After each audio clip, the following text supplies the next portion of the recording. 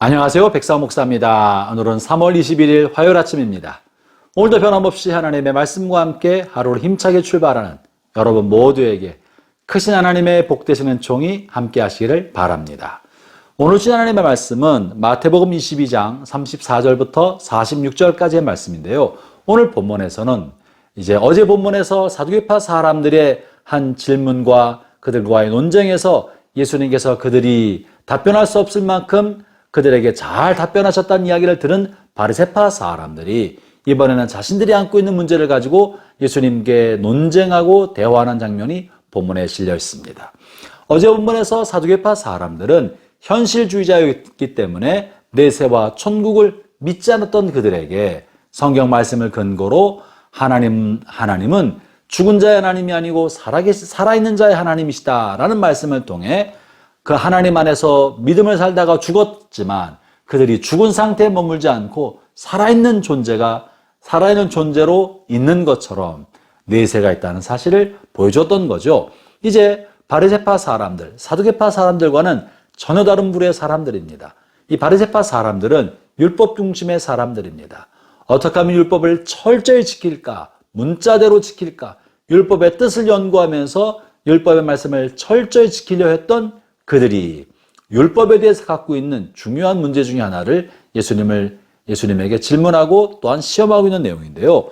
본문 34절부터 먼저 37절까지를 제가 읽어보겠습니다.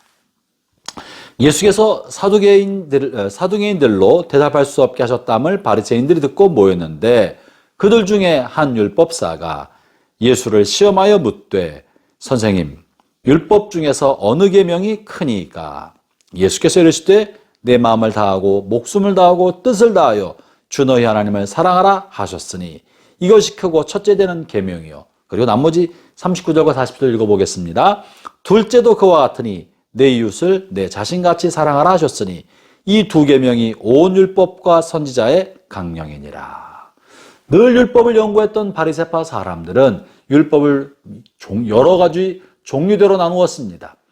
비슷한 부류들로 모아서 묶어놓고 각각의 뜻을 정하고 이 율법이 요구하는 바가 무엇이며 율법을 지키는 방법은 무엇인지를 엄격한 규정으로 그 하위 규정을 수도 없이 만에 만들어냈던 사람들입니다. 그들을 볼 때 율법의 핵심이 무엇인가는 굉장히 중요했을 것이에요. 그래서 예수님께 물어본 겁니다. 가장 큰 계명은 무엇입니까? 그러자 예수님께서 이렇게 답변하신 것입니다. 그것은 바로 하나님을 사랑하는 것이 첫 번째요, 이웃을 자기처럼 사랑하는 것이 두 번째다.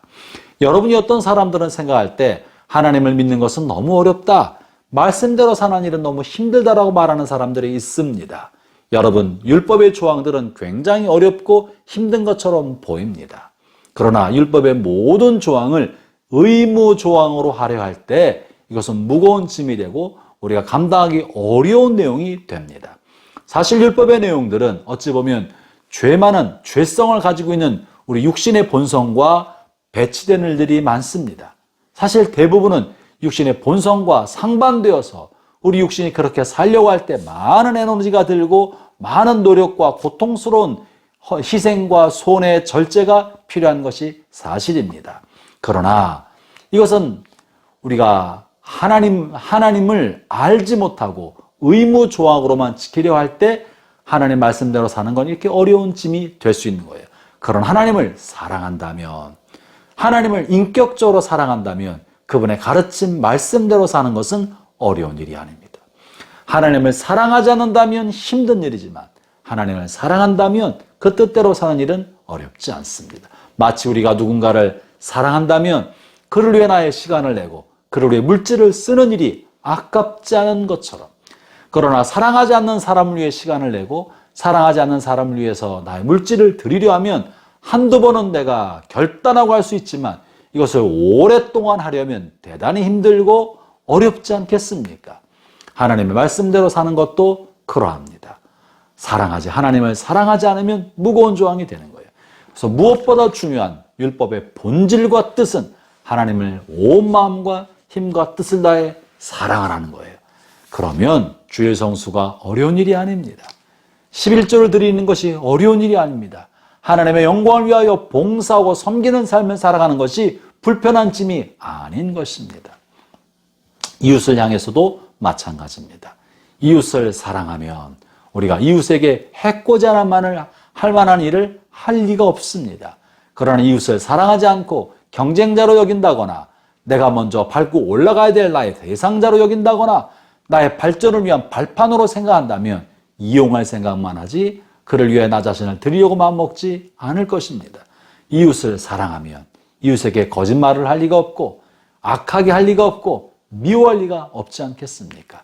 그래서 11조의 10가지 계명 중에 1계명부터 4계명은 여러 가지 말을 하고 있지만 이것은 다 하나님을 사랑하라는 것이요.